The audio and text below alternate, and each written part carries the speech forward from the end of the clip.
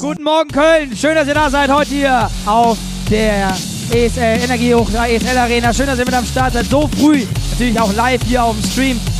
Und ich freue mich, hier wieder sein zu dürfen, hier auf dieser großen Stage, nämlich hier auf der Extreme Masters Halle.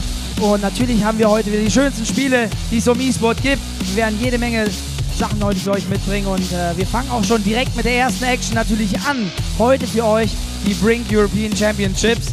Das große Finale, jetzt gleich in wenigen Sekunden. Und ihr habt vielleicht noch gar nicht so viel davon mitbekommen. Jetzt haben wir endlich die Möglichkeit, das Spiel auch hier live auf der Bühne zu sehen. Vor allen Dingen auch direkt das Finale ist natürlich ein Traumstart für uns heute. Unter anderem haben wir aber natürlich auch noch Air Rivals mit am Start im Anschluss. Wir haben natürlich auch noch eine Guild Wars 2 Präsentation. Und natürlich die Spiele der Intel Extreme Masters, die wir nicht vergessen dürfen. Als erstes werden wir nämlich dort League of Legends zeigen, das große Finale unter den Amerikanern, Solomid. Und natürlich auf der anderen Seite haben wir natürlich ein super Spiel, nicht auch in StarCraft 2. Nämlich da haben wir die Partie der beiden Koreaner. Auf der einen Seite Puma und auf der anderen Seite MC. Ein TVP wird es dort. Es wird auf jeden Fall ein großer Spaß. Wir werden jede Menge Action sehen. Eine große Menge Spaß werden wir sicherlich auch haben. Und wir wollen anfangen, wie gesagt, mit BRINK. Auf der einen Seite haben wir Epsilon und auf der anderen Seite haben wir sGs. Wie diese Partie ausgehen wird, das wollen wir natürlich so schnell wie möglich rausfinden. Ich habe auch schon im Hintergrund gesehen, die Pokale, die Medaillen, alles steht schon bereit. Die Jungs sind auch schon da. Und ich bitte natürlich jetzt euch, auch hier am frühen Morgen, gleich für die Teams um einen ganz großen Applaus. Ich hoffe, ihr seid auch schon gut drauf. Das wollte ich natürlich jetzt gleich gerne hören. Und ich bitte jetzt um einen ganz großen Applaus für das erste Team, Epsilon!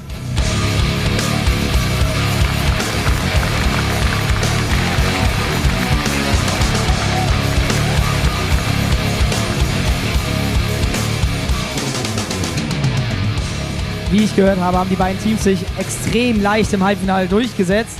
Kennen sich auf jeden Fall extrem gut, dazu natürlich gleich mehr im Interview. Da wollen wir sie natürlich selber fragen und holen jetzt ihre Gegner hoch. Und auch da bitte ich natürlich um einen ganz großen Applaus hier für die Gegner hier vom Team Epsilon. Wir reden hier von sGs. Großen Applaus!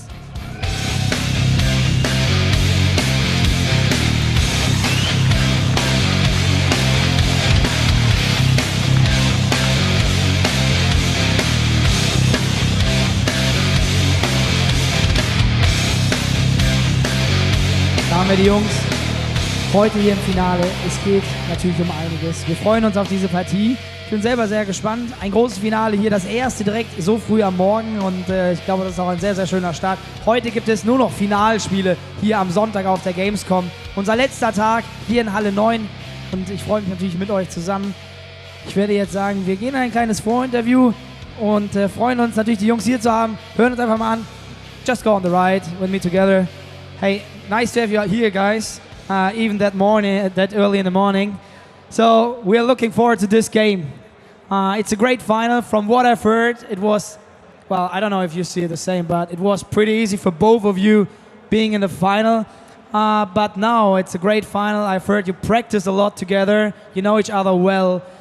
From your point of view, I mean, what game can we expect as a viewer? I think it will be a very close game. We practiced like a few weeks back and we had like really close games, so I think it will be exciting. Being here on the stage I mean it's like 9:30 probably in the morning. Usually a gamer doesn't wake up at before 12 probably on Sunday or 1. So many people are here, the crowd is excited, they would like to see your game. How does it feel being on such a big stage and with such a crowd? I didn't expect so many people, so it's nice that they turned up, so thanks for being here. Do you think that can motivate you, support you, and probably help you to play better, having the guys behind you? I mean, one more guy helping you? Say again one more time. The question was, do you think this could help you? I mean, the guys supporting you, screaming, and just being excited because you guys are playing? Yeah, it will definitely help, of course. We are looking forward to that. Hope the guys are really excited. So on the other side, what do you think? I mean, are you prepared for this, guys? We already heard that you practiced a lot with each other. Could that probably even a problem for you or for them? Do you know where they have the weakness and all this stuff? Well, we've been practicing with them from the start, so it's going to be a lot of like knowing their tactics, they know ours, but we're going to be doing counter tactics. I think it'll be really tight. Be good. So what about you? I mean, having such a big crowd here in Germany, in Cologne, at the Gamescom. Yesterday, people were not even allowed to go to the Gamescom anymore at 11:30 because it was so crowded they had to close every door. I mean, your impression about the Gamescom and the people watching all these games? Yeah, it's great that so many people are coming into the esport community. It's really good because it's starting to die down and we need to bring it back up, get everyone watching it. It's really good. So, could you probably predict the game? I mean, what would you predict? No. I predict it'll be close. It'll be close. Okay, I asked you. I mean, could you probably predict the game? Or would you just say, no, it will be just close and let's wait? I won't predict anything.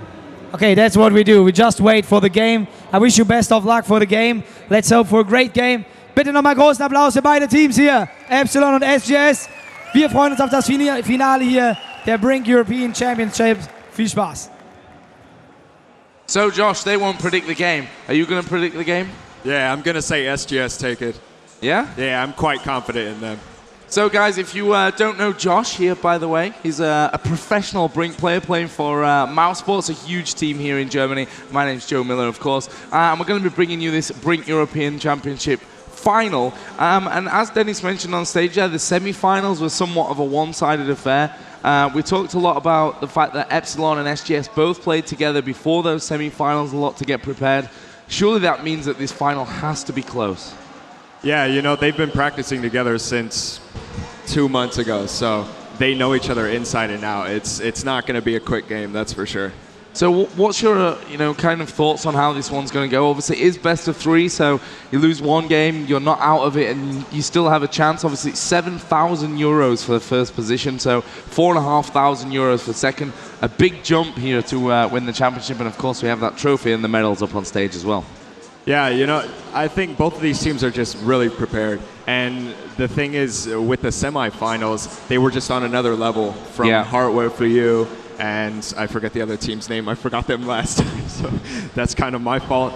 But they're just more prepared, and I'm actually quite excited to see how they do. But I am sort of sad for Epsilon. They lost Rula, who was actually really, really awesome. A very, very strong player, as we saw him in that semi-final as well. Do you think that's going to impact on how they come into this game? I mean, I'm not sure how much they've trained without Ruler, but do you think it's going to affect them at all in this game?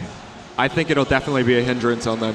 I mean, Rula brought the tactics over from Dignitas to Epsilon, and without Rula, you know, it's sort of like they lost a power player. Well, we'll see if the teams are ready to go here shortly. They have had a bit of time to warm up. They got here around about 8:30, I think, this morning. So plenty of time to warm up here on stage. The first map is actually going to be Resort, which I believe is the choice of sGs. Yeah, I think sGs chose Resort. Actually, the admins told us which maps were picked by who, and I totally kind of forgot in the meantime. And it was Reactor for Epsilon, I think. And then Aquarium for the Decider. Yeah, then Aquarium for the third and final map. Should we need it, it can of course be a 4-0. Josh, we should probably talk a little bit about the scoring system. It's not quite as simple as in other games. Actually, we almost had to be clarified ourselves once again because it is that little bit more complicated than you're used to seeing. Basically, when a team finishes their attacking side, they get 1 point, or if they hold out. Basically, if you win a map completely, i.e. you finish and you hold out your opponent, they don't finish as well, you get a 2-0 scoreline. Yeah, if your opponent finishes as far as you did, then it's a 1-1, and then it keeps going, you know, to the next map. If it's a 1-1, then you go to a decider. But the first person to 3 points, I think. 4 points. 4 points. So we having the players that are warming up at the moment are actually playing on the wrong map, so hopefully they're going to sort things out. And we can have a little bit of a rundown of the teams here in just a little second. Just checking some settings out, making sure we've got this one up. But you know, the fact that these two teams have played together, the fact that, you know, they've been practicing hard for this one, how much do you think it means for sGs? I mean, they're surely the underdogs in this one, do you think? I think they came out of nowhere, and nobody expected them to make it this far. And for that, that's why I'm giving them so much of my confidence, because I feel like they came out of nowhere. They practiced harder than any other team, and now that they deserve it. So, yeah, I would say they're an underdog, but I would say that they're going to come out on top as well. So we're just waiting on the admin to actually change the map to the one that we need. We do have the 2 referees up on stage, so hopefully they can sort us that out here in just a little bit of time, and we can kick this one off. Yeah. We saw, in the semi-final, as we mentioned earlier on, both teams had I don't want to call it an easy time. I don't want to disrespect their opponents in those semi-finals, but let's be honest, Josh, we saw 2 4-0s, and kind of looked easier than a semi-final should have been. Yeah. I think the 2 other teams just didn't practice as much as Epsilon and sGs did. Epsilon and sGs just went straight hardcore mode. They were preparing for the final. That was just where they were going, and there was nothing stopping them. So, actually, hardware for you, one of the teams almost didn't want to play in the semi-final. They were thinking about actually, not coming on to that one. In the end, they got a substitute player because one of their players, lost the motivation to play and didn't want to train anymore. So they were going to actually give up in the semi-final stage and give the free win over. But they got a new player in. They managed to come in. But yeah, sGs and Epsilon just proved that little bit too strong. That's kind of what happens when you train so hard like that. If you go up against a team that hasn't trained, most probably the whole time you're going to win. Yeah, the thing with hardware for you, and I'm not even going to begin to think who the other team was because I actually cannot remember for the life of me. They just did not practice. They practiced maybe 2 times a week, did a couple of scrim matches, and that was about it. And when they were put up against a monster like Epsilon or sGs, they just folded under pressure because these guys were practicing 4 hours a day, every single day. So. The other team, by the way, was Rush, though. Thank you. No problem. I feel so bad for them. He's the expert here, by the way. I feel so bad for them because I forgot their name last time right after we casted them. Yeah, during the actual game. Good old Josh. So talk us through this first map. Actually, I was going to say maybe you can show us here on the screen, but we're still waiting to actually change over onto that map. But yeah. It is Resort. No, so I need to slap the admins. Come on, sort it out. Yeah, so talk us through, because the hall's full here at Gamescom. Talk us through a little bit what we can expect to see from this game and the whole BRINK overview. Oh, where to start? Well, Resort's going to be the first map. So one of the things that we'll definitely be looking for is aggressive playstyle. We saw that last time we casted Resort. I think it was Epsilon versus Hardware for You. Yeah. And they played Actually, Resort. we saw it in both games, I think. Yeah, both semifinals. But you could see the aggressive playstyle within that. Everybody was rushing the first push. And that's one of the most important things within BRINK. That first push needs to be a ground setter. If you do not have that, you're going to have a tough time getting into that site. Now, for those people who haven't played BRINK before, there are 2 sides. There's a resistance, and then there's a security. And it depends on which map you go to. They alternate sometimes, but there's always a defense and attack. For people who play FPS games, defense, attack. And with BRINK, you have to go for objectives. And once you finish the objectives, you go on to a next one until you finally finish the last objective, and then you get your point for finishing the map. And yeah, what else is there to explain? I mean, that's basically the overview of BRINK competitive, and I can't think of anything else to explain to the audience. Yeah, once we switch over to the map, we can maybe have a little bit of a look through and figure out exactly what's going on. Well, obviously, recently the newest DLC came out for BRINK, bringing some new content, some new maps. Here we go. We're changing over to resort to the first map, so we can probably show a few things and jump into game here and go through it a little bit. Once I reconnect to the game, which just went down for a second. But yeah, so you're thinking that the sGs win this one, like you say, they kind of came out of nowhere. No one was really expecting them in this tournament to really pushing it up. But how do you think they came out of nowhere? I mean, surely it's just pure talent, or is it just practice that they've done to get there? It was really hard practice. They weren't even in the top 10 back in May or something, and they just decided, you know what, guys, we need to get to the final. So they practiced, and oh, that's great. And overall, they just ended up topping teams. I think they beat Dignitas. They were the team that knocked out Dignitas. And to do that is a feat in its own, because Dignitas were voted to be the winners. The winners. Of Yeah, the entire everyone tournament. thought at the start, you know, Dignitas, they played extremely well in the kind of early stages of the game. Yeah. And people really thought they were going to come and push to the final of this one. They went out, I think in the second round it was. You know, they went through the group stage, but in the first or second round of the playoffs, they were knocked out. They were knocked out really early. They were knocked out in the first round. The first round. The very first round. And that is gutted. And actually, I do not have the password to the server. Let me type that. I probably shouldn't say it on stream. Yeah, so. that would be bad. Yeah, don't want people connected. But Dignitas, they folded right after, as we said before. So that was sort of the blow that ended them. And then Epsilon stole Rula, but sadly Rula couldn't be here today because he played for Dignitas. And which is a shame, because he was, you know, one of those real standout players actually in the Epsilon side. So Josh, maybe we can you know, switch into game and have a bit of a fly through the map, and you can talk a little bit about the objectives. all right. So yeah, the map is Resort, and Resort is one of those maps where, like I said, you have to be really aggressive. And there's 2 entry points for the Resistance side. They have to push through green. They can push through Fashionista, which is the white shop. It goes basically all around. And then they have to push through here towards this pillar. Now this pillar is where they have to plant the explosive. Once they get the explosive on there, they can take up their defensive positions, and then they can try and cover it so the security doesn't get the defuse.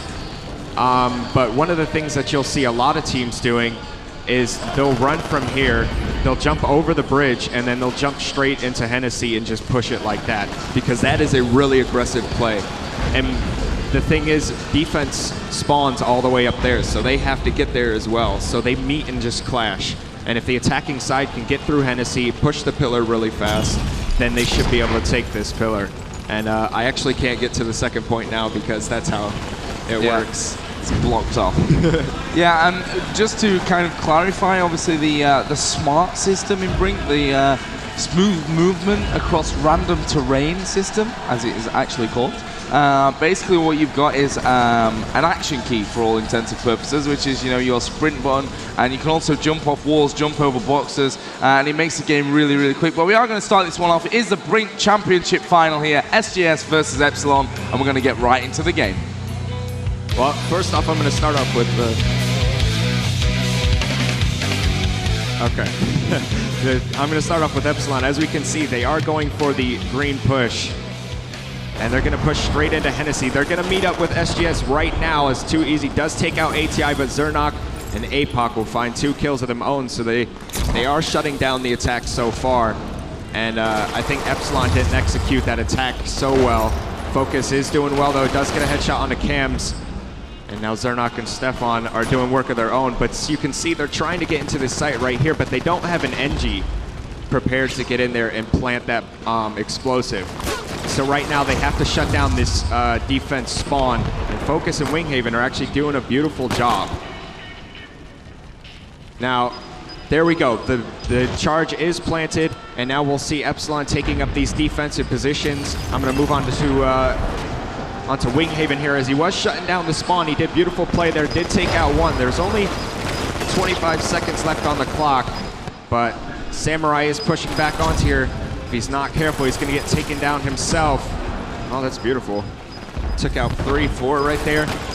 Nicely done by Samurai then. It does have still 1 or 2 hanging around there, and actually we see Morty coming from the back, and this charge is actually going to explode here in 5 seconds. They really need to get in there, and Epsilon doing an amazing job of managing to hold this one off, and that HE is going to explode. Josh, that was a very quick push, and as you mentioned before we started the game, the start is really important. If you push in, get killed, and have to go all over again, it can turn into one of those kind of long attacking rounds where you're really pushing that 20-minute timer. But we saw the Epsilon right off the bat was straight in there, managed to get the charge planted, and defended it perfectly.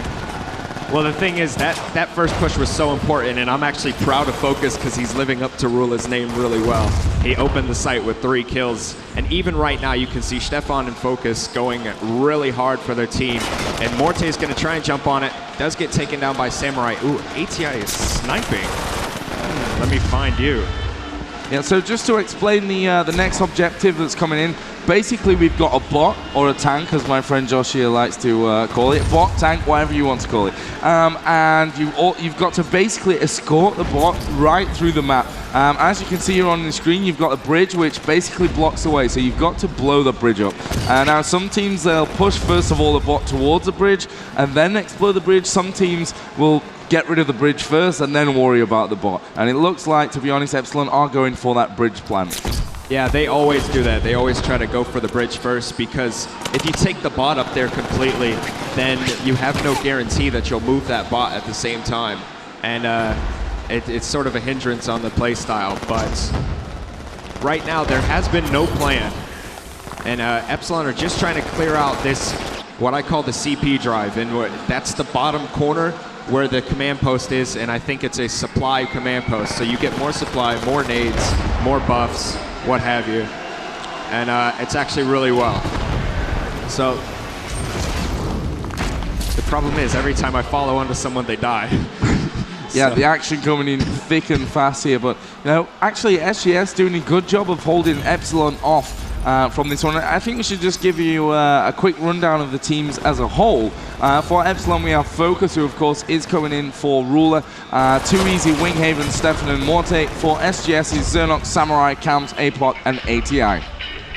Yeah, and the interesting thing right now is that ATI is sniping. You usually do not snipe until the very last point, but he's just got 3 headshots in a row. So he's clearing out this site really well, and I'm gonna say sGs hold off this bridge for another 2-3 minutes at least. Yeah, they're doing a great job of this one. And I can't remember exactly the times that we saw them put up in the semi-finals, but they were pretty quick for both sGs and Epsilon on this map in their semi-final game. So, you know, we're probably going to expect a little bit longer of a game. But, you know, Josh, what's your opinion on how it's going right now in terms of you know, the time that they finished that first objective? Are they doing well here, Epsilon? They did well on the first point. On the second point, they didn't execute that bridge too well. And that's one of the main problems why they're having so much trouble getting into this objective right here. And actually, Samurai said something about spawn being 20 seconds. I think it should be 16, but I'm not sure, so we'll see if something else is said about that. But other than that, I mean, if you just look straight at the bridge, there hasn't been one plant yet.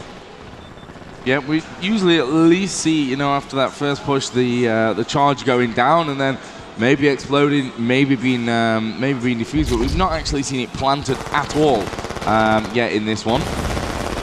And Too Easy just asking about the spawns, and well, sGs saying no. Yeah. I don't think they really know what's going on with the spawn times, but Epsilon again starting to push up there, and there is the plant indeed on the bridge. And we'll see how they hold this one off.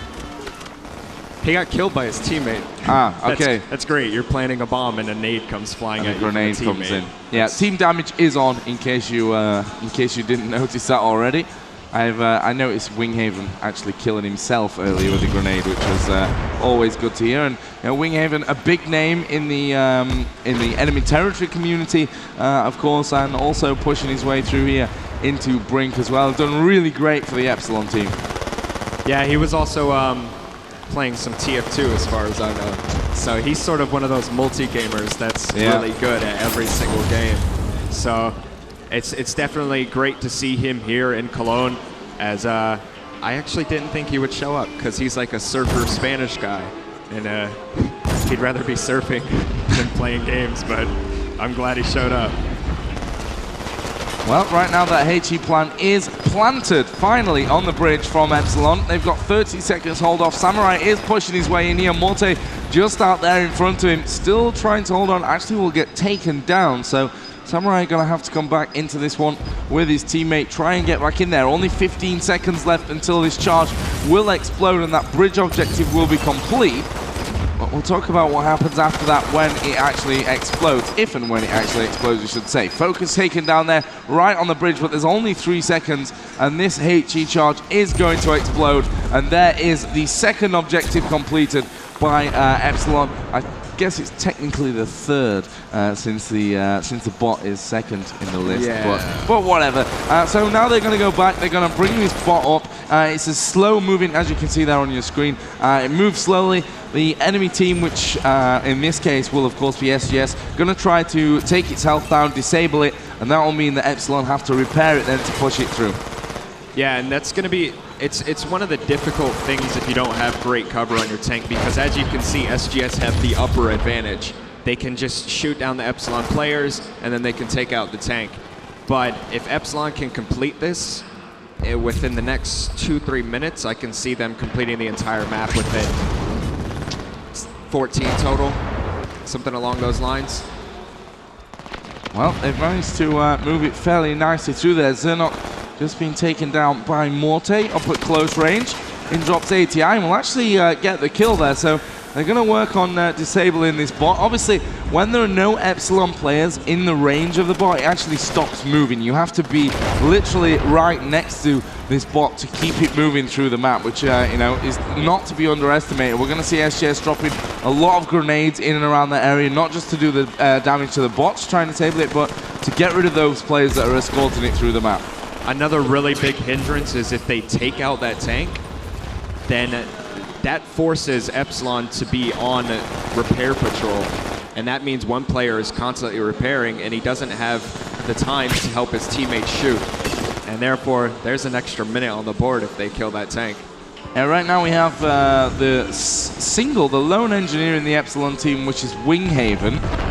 So as you mentioned, there's not that much repair in there with them, but Epsilon are doing a great job here of pushing up. The bot is already past the bridge, which of course they blew up a little bit earlier on, opting for that before they started to move their bot from its spawn point. And Epsilon here just trying to cover the spawn locations actually, and they're going to capture that spawn point, that command post as well, I should say. Yeah, the thing is, Epsilon are just trying to focus on the upper advantage right now. Once you get that upper advantage, you can pretty much take control of the map because you're able to rain down on them. But they always have to have this one player on the bot, and that means they're going up in team fights, 4 versus 5. And, you know, a 4 versus 5, you can easily lose. And actually that bot is pushed up really, really far. Basically where Winghaven is right now, or where Too Easy just dropped down to, that's where the bot needs to go.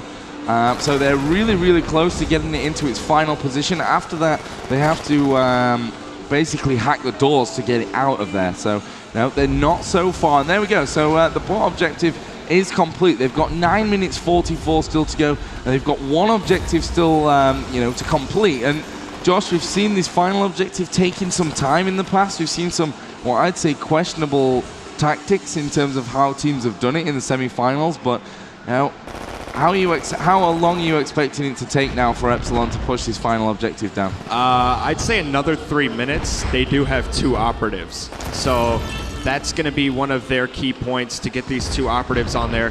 And every time they push, they can get 3% per operative, and then, you know, slowly it'll just start to stack up, and then there you go. Epsilon actually working their way in. APOC just using that high ground there around about that tree in the middle just to keep things on the defensive. Well, actually we'll just push in there. They were starting to move towards that one. Who are the 2 operatives for Epsilon? Let's have a look.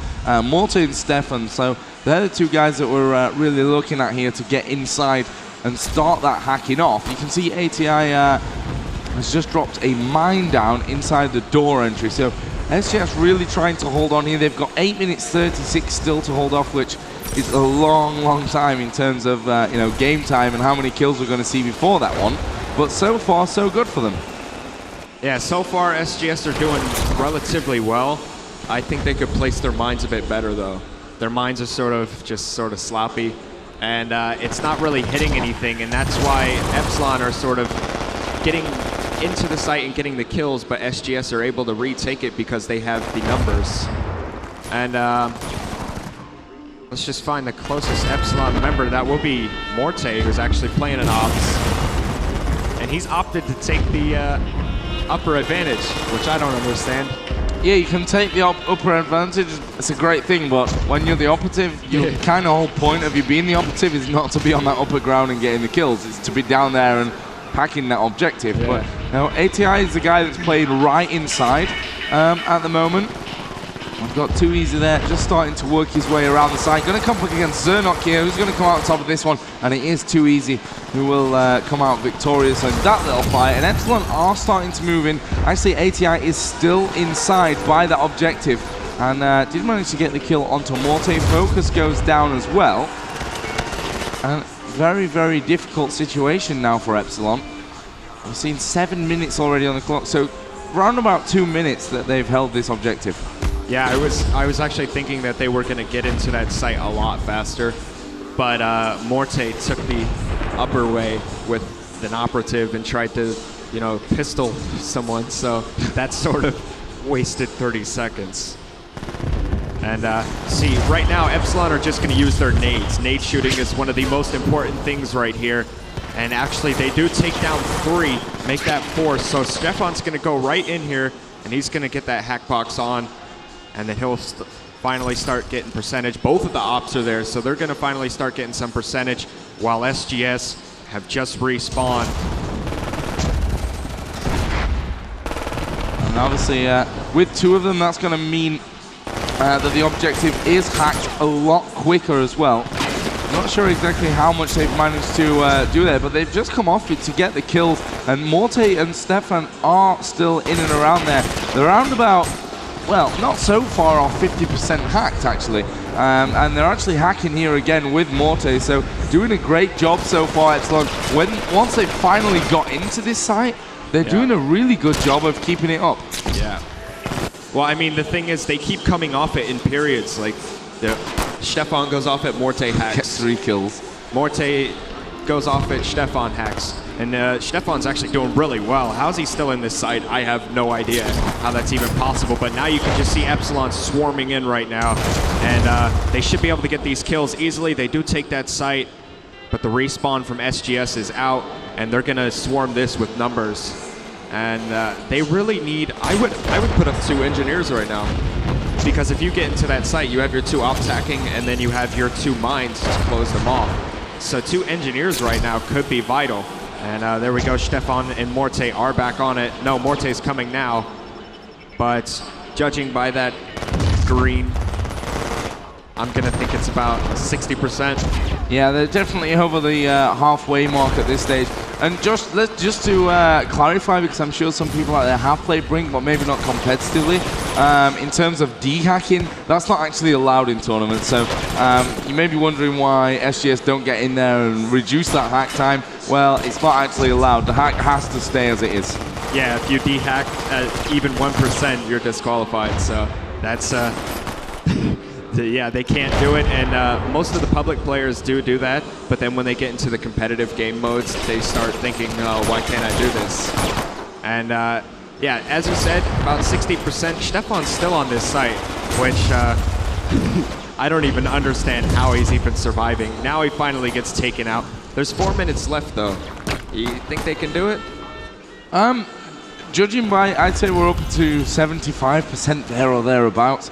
I can't obviously tell exactly there on the progress bar. The thing is now SGS have managed to reclaim that room, and let's be honest, it is a fairly small room which allows you to defend it nicely, but also means that it's very vulnerable to those grenades. So you've got to position yourself very well in and around that room, which SGS so far are doing. Stefan's actually just got a kill there onto APOC, but we can see here on your screen ATI taking the high ground. And of course, as I say that, he drops down into low and goes back inside where he's been defending the whole time. And he's actually going to put a turret up here in the one side of that hack room. That's actually really smart play. That turret can block off that door. So if they run down that hallway, that turret's just going to rip right into them. And that's smart from ATI. Hopefully they can hold this off. But Epsilon are, they're playing really strong. So, and now Morte is back on the hack. I think there's two of them there, right? Yeah, Stefan and Morte. So this could possibly be it here for Epsilon. The two ops are in there. I think they got it. Yeah, the kills are raining in. There we go. We will see the end of this one. GGs are called. So Epsilon managed to finish their attacking side. I didn't actually see the exact time. I forgot to look at it, but we will be able to find out here in just a second. Yeah, you know, I expected it to be a lot faster, actually. But, you know, that's just a testament to how well these teams are and how well they know each other. That's why it took so long. So we'll go to the awards. Best overall, Focus, playing in Ruleless Spot. Yep. Well done to Focus. Best Soldier, APOC. Best Medic, Focus. Engineer, Zernock, and I didn't even get to see the others. But Focus actually surprising me right there. I'm actually really happy with how he's playing. Yeah, done a really great job, as you mentioned. Got some big boots to fill in terms of Ruler, who was playing for Dignitas earlier on in the tournament. Once they folded, Epsilon were like, yes, please, we will take you into our team, and you can tell us all Dignitas tactics, and we'll become the best team ever. Which is kind of what happened overall in that picture. Not here. I'm not sure exactly why Ruler's not here.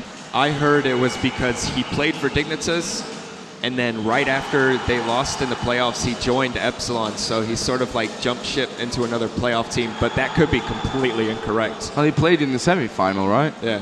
So, I don't know. Not sure why Ruler's not here, but maybe we'll get that clarified a little bit later on. And the players probably just kind of a little bit of a talk now as to how they're going to go about this one. Obviously, Epsilon moving on to the defensive side, they've already finished all their objectives, completed the attacking side. So, you know, now they're in a kind of comfortable position. Obviously, that's all up for debate and how SGS come flying out of the blocks. We saw a very early first objective completion from Epsilon in this one. And if they manage to hold a lot longer on this first objective, that's going to fill them full of confidence. The main problem that I'm finding for Epsilon right now is they took so long to do the bridge.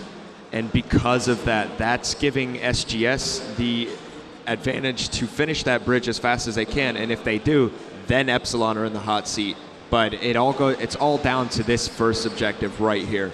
If SGS can get in here, plant that explosive and explode it faster than Epsilon, then Epsilon have something to worry about. You can see there Epsilon just having a discussion about the game. We do have our admins in there behind them as well. And I think they're having a little bit of a talk about the spawn times in that first half, if you want to call it that. But I guess obviously they won't change it now because that would be slightly unfair. So I guess they're going to play this one out with those spawn times and then maybe change in between map 1 and 2. And second map will be Reactor, right? Yeah, Reactor. My memory is kind of jumbled after 4 days already of Gamescom. So yeah, I have to apologize when I just forget things that I talked about 2 minutes before. So the whole of SGS are actually ready to go. As you can see there, Epsilon can't be too far away from finish things off. Getting themselves ready to go with this one. So after we've seen the time coming up, this first map, who's your favorite, Josh? SGS. You're still staying with SGS? I feel that holding Epsilon off for something like 18 minutes is incredible. Yeah. I've never seen a team hold off Epsilon that long, let alone beat Dignitas and hold them off that long. So oh, that's great. I just think SGS are more prepared. Well, we're going to go in here to the second half then. Of course, it's now Epsilon's turn to defend against the attacking SGS. And I'll follow on to SGS here is they are doing the white push, which is Fashionista, and actually, I don't like this push at all because look what Epsilon have done. Just massive counter push, and again it's Focus actually who took out his teammate just because he can, and then took out the rest of SGS as well. And yeah, first push, pretty much a failure. And we're going to see them go now into that green room, which, you know, is a great position. We've seen it utilized a lot. And that's something they're going to have to counter. Should be sending a lot of grenades over that way. This is a really big problem for SGS right now, because Epsilon have gotten into the Fashionista, and they've gotten into Hennessy, and they've gotten into green. And if a team does that, that's your spawn completely stopped, because they can see their spawn from there. They're just detonating them the entire time. And I actually feel really bad that SGS weren't able to comfortably push the way they should have. But hopefully they can recover. I would love to see them recover. And actually, they're going to push into Fashionista right now as they do take down 2. Hopefully a third. There will be a third. But those mines. Those mines. Yeah, mines absolutely ripping through SGS at the moment. APOC is still alive there in Fashionista. Has managed to drop the one man that was in there defending. But we'll have to see how far SGS can actually push through here this one, because we are seeing the counter push once again coming out from Epsilon. Stefan was there. Winghaven went down to cams, but didn't last for too long. But SGS are still putting that pressure out onto it. There is a turret off to Zernok's left here, so have to take that down, which he will. And we are possibly going to see him get the charge down here. Not quite. We still have Focus hanging in there, doing a great job to hold them off. And at the moment, it looks like Fashionista really is the kind of determined target of SGS. They're pushing through that area constantly. I think that Fashionista push by SGS was a bit... It just did not work. You never push Fashionista first push, because it's such a wide open space that you can just have like a 5 versus 5 fight. Just smack right into each other. Oh, there goes Too Easy, but the thing is, the kills right now are back and forth, and that's a bad sign for SGS. They need to get a big bunch of kills in one to really kick this one off, get the time to get that charge down on the pillar, and then get in their position to defend as well. But as of now, you know, it's kind of 1 kill for either team. Here we go, a couple of kills coming around for Samurai. Stefan is still in there on that on that first objective site, so still not going all that well. And we've got 14 minutes left for SGS to finish this one off. And they've taken already a lot longer with the first objective than we saw from Epsilon. Yeah. I don't feel so confident anymore. I mean, SGS are a good team, but that first push to me was just sort of like blasphemy. And I really think that was one of the points where that just ruined it for them, because Epsilon held off their bridge for a good minute. And that's a big problem, because even if they finish it right now, they're on a time crunch. They have to go through the tank, they have to do the bridge, and then they have to hack the objective. And in 13 minutes, I mean, it's possible, but against a team like Epsilon, very difficult to get that through, that's for sure. SGS actually kind of respawning there, try and get themselves in. Actually, just using that console to take the high ground as they come in through Hennessy. So they're actually on the pillar here with a couple of guys. Let's see if they can get in there. Zernok will actually get the kill onto Winghaven. Let's see if they can get that charge in position. Zernok just looking for a bit of cover. Will actually be taken down by Morte there at close range. And there's another push that's completely wiped out by Epsilon. Yeah, the thing is, they've gotten onto the site 2-3 times now. But they always get taken out by Epsilon, because they're just so unlucky when they get on the sites. They're getting on the sites right when Epsilon are hitting the spawns. And that's sort of ruining them right now. And I don't know if there's anyone on the site, but Epsilon have just respawned, so... Epsilon already in their defensive positions to hold this one off. You can see there Winghaven. He's just holding out in Fashionista. Stefan is also there, just covering those escalators up in towards that pillar area. So he throws a couple of grenades out, actually will get the kill onto Zernok. And he's going to push himself up there once again. Nicely done. Great teamwork from Epsilon, and those kills are just raining their direction, and that's bad for SGS. They have to come up with a real good solid push, get themselves 4 kills, 5 kills maybe if they do really great. Well, they have to carve an opening into this first objective because right now their timer is down to just 11.5 minutes. Yeah, as much as I like SGS and feel like they would win this, I don't see them doing it anymore. Epsilon held off this first objective way too long. Yeah. And that sort of put them down in the dumps. As you can see, they're losing the team fights. They're losing simple one-on-ones. And I mean, they're able to get back and try and counter it. But by the time they do, there's already another minute passed. And then they have to keep going back. And I would love to just see them finish the first objective at this point. And you've also got to factor into consideration the whole, you know, the bot itself actually takes a fair amount of time to just move to its final location. So you've got to factor that into the map anyway. So you can almost wipe. Josh, maybe you can tell me exactly, but I'd say around about a minute to, you know, even if you push it the whole way from start to finish. If the bridge is down already? If the bridge is down.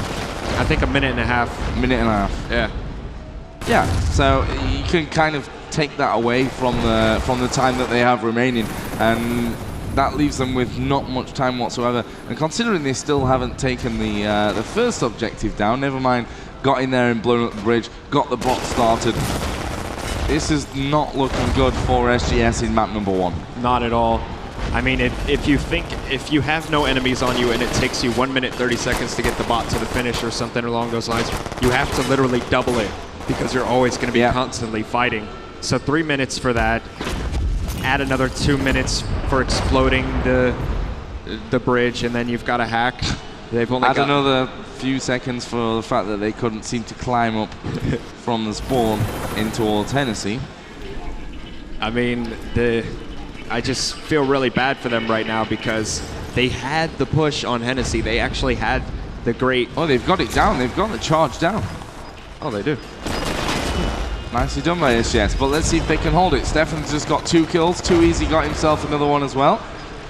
And ATI will fall to Morte. I think they can get the defuse off here. 20 seconds until it explodes. Yeah, they'll get Are Epsilon going to be able to defuse this HE charge? Yes, they will. And it's Morte that does that one. So it's back to square one from SGS. It was a good push. They got that charge planted. But now, well, they're back to the drawing board. And only 8 minutes and 50 seconds to go.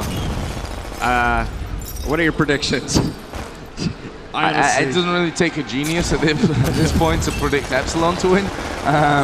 But, you know, you said SGS were going to win at the start, so I always thought Epsilon would got this one. Totally. You just always go against me. Yeah, it makes for good rivalry here on the stream. Actually, ATI just getting the surprise kill onto Too Easy. I don't think it was quite expecting ATI's position there. Round about these boxes, and ATI is going to put a mine down. Interesting decision from the attacking team to be laying mines, especially when the clock's ticking down so fast. I mean, well, I mean, on the attacking side, I do love to have an engineer because if you do put a mine before their spawn, it's still a knockdown, and that's still an extra 5 seconds that you can have on the explosive. True. But the problem is they haven't even put the explosive down 2 times. They've only put it down once, so. Right now, we are seeing Epsilon get themselves off the spawn, back into the action. 7 minutes, 40 seconds to go. Seeing Focus just moving his way through Fashionista. We're watching APOC right now, so let's follow his route, see exactly what he plans. And he's actually going to get that grenade up there, and as he comes jumping up, he actually won't get that kill, I think, with the help of cams from that one. Taking some damage there as well as he tries to push his way through Hennessy. And Focus is actually just peeking his way in there as well, and it will be the kill from Morte onto APOC. Samurai goes down to Focus as well. So again, Epsilon defending in quite aggressive positions, and they seem to be, they seem to really have SGS's number. Whenever SGS have changed their push focus, we've seen Epsilon change with them every time. Well, the thing is, now Epsilon are back in Fashionista and Hennessy. And once the defense gets there, we saw what happened last time. They sort of shut out their spawn, and there's Winghaven just proving what I'm saying. And there's 4 kills on the trot. APOC has dropped now. Now they got to wait for a spawn. That's another 10 seconds or so. And yeah, I mean, 6 minutes, they won't finish the map. That's guaranteed. They won't finish it. So at this point, it's just all about getting as far as you can. But Epsilon finished the entire map, so it would be a 2-0 to them as far as I know. SGS have to finish that objective in this next 6 minutes, otherwise it is going to be a 2-0 scoreline after the first map. Right now, Epsilon pushing their way aggressively once again up into Fashionista. zernock will take down Focus from behind. So let's see now if SGS can actually continue to push this one. Stefan just moving out of range of that grenade. He's going to hold back here in Hennessy, and the kill comes in as well. It was actually with the help of Morte there onto zernock.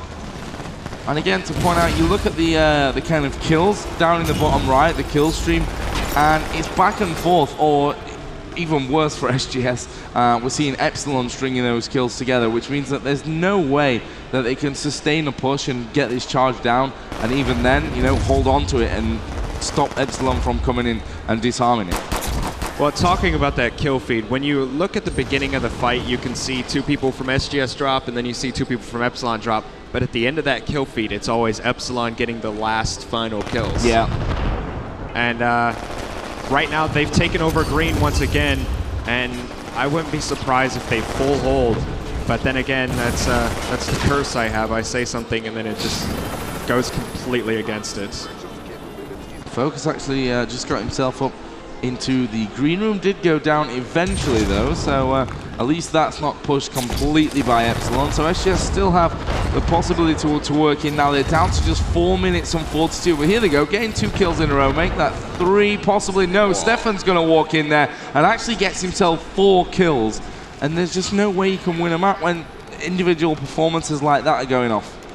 Yeah, Stefan is one of the main players to look for in Epsilon. He's definitely a standout player at the key points, but I still have to give it to Focus. He has filled the shoes of Rula really well, and he might not be racking up the kills like, say, Stefan or Winghaven is doing, but he's playing the tactical mastermind, and he's always doing the back kills and the nades to the face. So,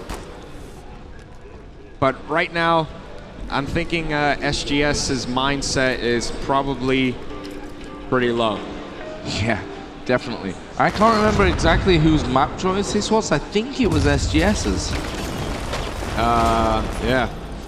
Which, you know, if that's the case, doesn't really bode too well for them, considering that they have to win the next map 2-0 to stay in the game. Yeah, that's... I guess you could say 1-1's fine for them, but that's not a scoreline you ever want to kind of bet on, the 1-1 scoreline. It's not that often, I guess, that we're going to be seeing that one coming out. Although between the between 2 teams of this caliber, it certainly could happen. Well, I think the main problem is, if you're going to choose a map that's your map, you should win that map. Right. That's the whole point in map choice, right? To give you that advantage of your own choice, your own map, and so you can play your strongest and come out with a victory on that one. But right now, Epsilon showing an amazing, amazing performance. I think over the last few weeks, Epsilon have just figured out SGS more than SGS expected. And because of that, when they probably chose this map, Epsilon were probably thinking inside, yes, now we know what they do. And I think that could have been why they pushed 5 people Fashionista against their 5. Yeah, I mean, this whole practice regime that they've had coming in towards towards the end of the playoffs, that's fine, that's great. That allowed them to get to these finals without too much of a resistance. But now they're playing each other, and I'm not sure which team has been the strongest throughout those practice sessions, but it makes it a lot harder then for an upset to kind of happen. They know each other inside out, and it's quite literally down to maybe who does something surprising, first of all, when they come up against each other a little bit later on, and just down to that pure raw skill talent on the day. Yeah, I think, you know, even though they know each other really well, I think Epsilon might have the upper advantage. I think they did their studies way more than SGS did on Epsilon. So That's the main problem right now. And there's only 1 minute 35 seconds to go. Obviously, it's going to end a 2-0 for Epsilon. Yeah, there's literally no chance now for sGs to finish this map off. The bot itself would take too long for what's still remaining. So Epsilon are going to be going into a nice healthy lead, and as you can see there on the bottom right, they are racking up kill after kill, seemingly having not much of a problem. But this full lockout really nicely done from Epsilon. They've looked very, very promising. Honestly, there's still a long way to go in this game. We will be moving on to a second map after this one.